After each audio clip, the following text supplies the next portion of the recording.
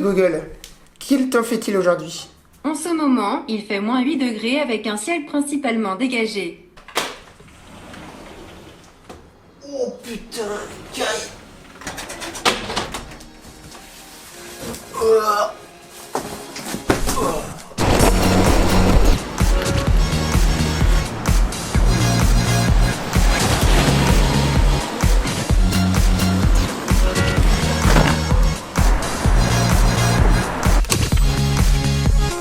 Ça bouge bien. Suis-moi.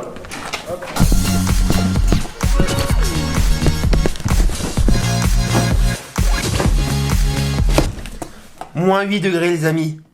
Moins 8 degrés. Ah. Bon, j'espère que vous allez bien, j'espère que vous avez la forme parce que moi je suis plus en forme que jamais. Dans ce colis, il y a quelque chose qui va totalement changer le style de mes vidéos. Allez, on a hâte de parler, ouverture.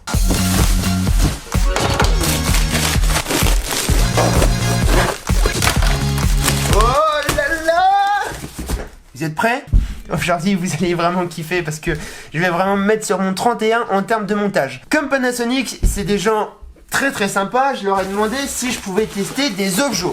Donc j'en ai demandé deux objets que j'avais déjà testés à la Fnac pour me rendre compte un peu de leur capacité. Du coup, j'ai pris... J'y arrive. Oh, le Leica 25 mm 1.4, donc avec ça les amis, on va pouvoir shooter la night, donc c'est super cool. Et enfin, alors celui-là, je pense que je vais le kiffer. C'est le grand angle de Panasonic, leur dernier qui vient de sortir, il a dû sortir il y a 4 ou 5 mois, c'est le 8-18. Donc avec ça, je pense que pour les vlogs, ça va être génial. Je ne bouge pas la caméra, je change d'objectif, attention. Tadam! Oh putain, le truc de dingue.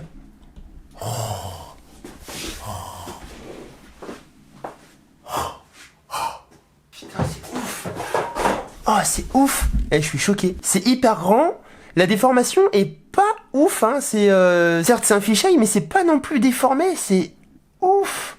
Je vais kiffer. Par exemple, les étagères, elles sont pas déformées. Là où c'est écrit Pose Blow non plus, c'est pas déformé. On n'a pas cette impression de bulle. Bon, les amis, ce que je vous propose, je prends mon petit blouson, je prends mon petit skate électrique et on va sortir un petit peu dehors. C'est la tombée de la nuit, ça tombe bien. Je hâte. Donc, dans un premier temps, on va tester le grand angle 8-18. Puis, quand il fera un petit peu sombre, on utilisera le 1.4 25 mm. Et ensuite, on parlera un petit peu de tout ça de manière un petit peu plus précise une fois que je les aurai testés. Donc, les amis, c'est parti! Putain, mais c'est ouf! Franchement, putain, ça fait plaisir! Oh, putain, ah, attendez, j'ai la Dragon qui me fait chier, je vais la couper en deux, celle-ci. Oh, putain! Ah, mais ça fait bizarre! Ça fait bizarre! Et chose intéressante, c'est que là, j'ai vraiment l'impression qu'il y a un piqué intéressant, alors que sur l'autre, eh ben, je le voyais pas tellement, même quand il y avait des très très bonnes conditions de lumière. Putain, je kiffe! Ah, je kiffe!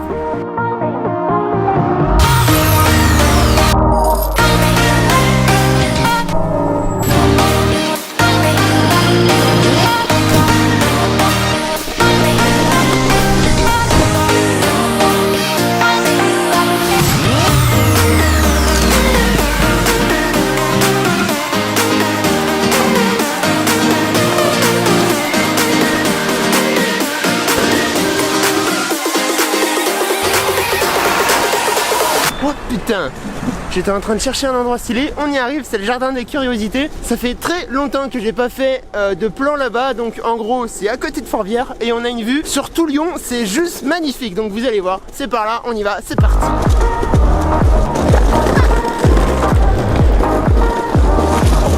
Bienvenue les amis, jardin de curiosités. Oh putain, je vais me faire plaisir avec ma focale, je vous le raconte même pas.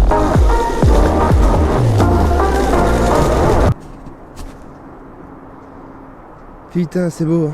Oh, c'est là où tu te rends compte que l'objet il est tellement lumineux. Et encore, attendez, je suis en ouverture 5. Regardez. Oh, je suis en 2.8. Oh, c'est beau.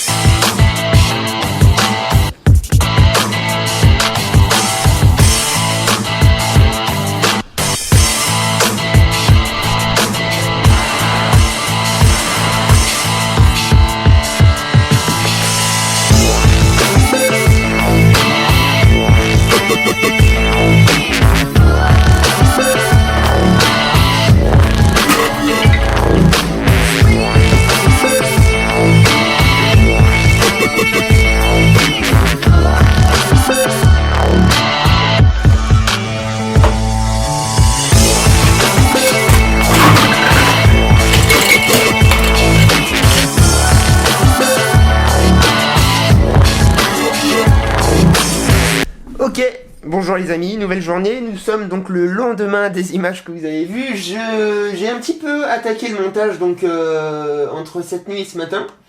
Celui que vous venez de voir, au final, celui-là.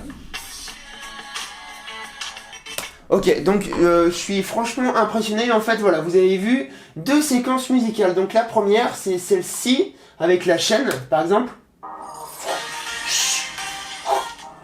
Alors tout ça c'est filmé au grand angle, au 8-18. Alors je suis assez impressionné parce que le piqué est assez ouf. En tout cas par rapport à ce que j'avais l'habitude d'utiliser, le 12-60 qui ouvre à 3.5. En fait c'est l'objectif de base quand on achète un boîtier Panasonic.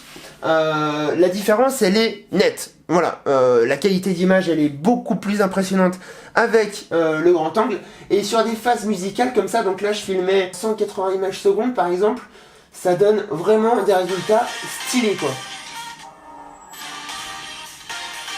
Et surtout quand je prends la parole, regardez, là en fait je tiens la caméra, genre je la tiens là et c'est ouf, regardez le rendu que ça fait.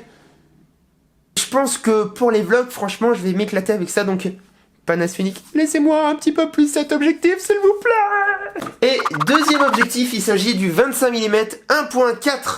C'est la première fois que je teste une focale fixe et on peut dire que je suis très satisfait. Voilà, à partir d'ici, tout est filmé à 1.4.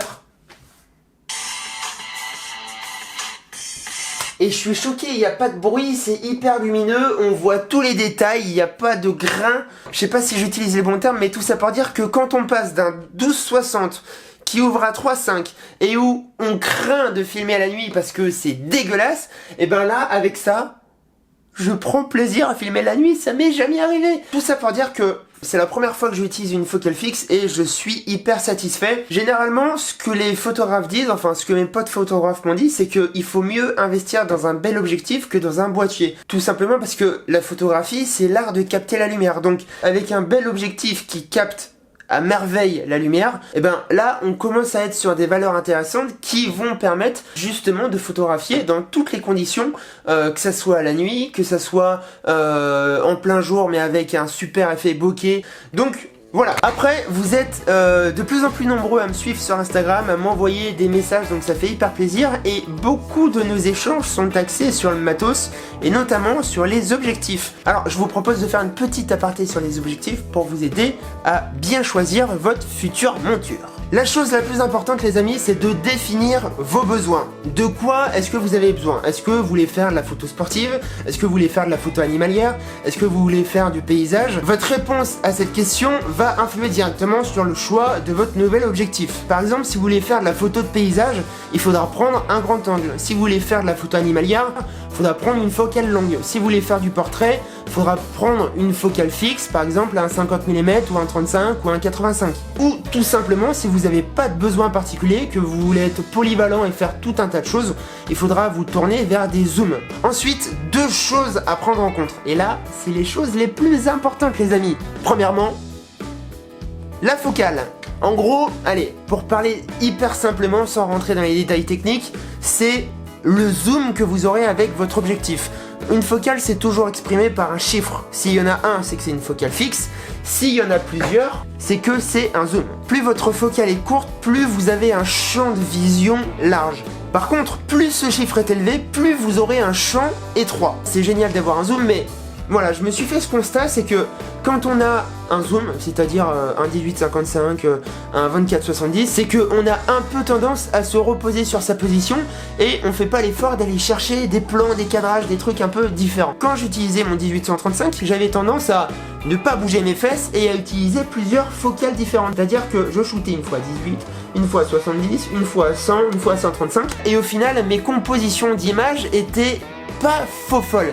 Je sais pas si vous avez le même ressenti que moi, mais par exemple quand j'ai testé le 25 mm hier, vu que c'est une focale fixe, par exemple sur les plans du cocktail là, il fallait que je m'avance, il fallait que je trouve différents angles, il fallait que je me lève, que je me baisse, que je recule dans la pièce, que j'avance, enfin bref, il y avait un vrai travail, une vraie action qui visait à réfléchir à quoi va ressembler mon plan. Et franchement je trouve ça assez cool. En tout cas, pour apprendre la photo, je trouve que il n'y a rien de tel en fait qu'une focale fixe. Et deuxième chose importante quand on achète un objectif, c'est l'ouverture maximum. Plus l'ouverture est grande, plus vous pouvez utiliser une vitesse d'obturation rapide sans avoir augmenté les ISO. Et ça, c'est un avantage assez indéniable parce que par exemple sur le GH5, à partir de 1600 ISO, ça commence à bruiter. Tout simplement parce qu'on est sur un capteur 4 tiers. Donc c'est pour ça que c'est assez important d'avoir une ouverture assez basse pour pouvoir faire rentrer beaucoup de lumière dans le capteur. Arrêtez-moi si je dis des bêtises encore une fois. Ainsi, en condition de faible luminosité, on shoot beaucoup plus confortablement parce qu'on n'a pas la crainte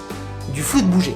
Et deuxième avantage d'une ouverture importante, plus l'ouverture est grande, plus la profondeur de champ est réduite. Ce qui est parfait pour avoir un joli flou d'arrière-plan ou, comme on l'appelle, l'effet bokeh. Par contre, chose hyper importante à avoir à l'esprit, c'est le crop factor. Le crop factor, c'est quoi? C'est une sorte de recadrage quand on passe d'un capteur plein format à un APS-C ou à un 4 tiers. Là, par exemple, on est sur un capteur 4 tiers. Physiquement, il est 2 fois plus petit qu'un capteur plein format. C'est-à-dire que quand on veut avoir une focale équivalente à un boîtier avec un capteur plein format, eh bien, il faut multiplier cette valeur par 2 pour avoir l'équivalence en plein format. C'est-à-dire qu'un 25 mm sur un 4 tiers équivaut à un 50 mm plein format. C'est pour ça que quand je suis passé chez Lumix il y a moins d'1 an pour acheter mon G80, je me suis fait entre guillemets un petit peu avoir, c'est que j'avais pas conscience du crop factor, c'est-à-dire que quand j'ai acheté un 12-60, bah je me suis fait la réflexion, mais en fait, le 12, c'est pas un grand angle. Enfin voilà les amis, j'espère que cette vidéo vous a plu.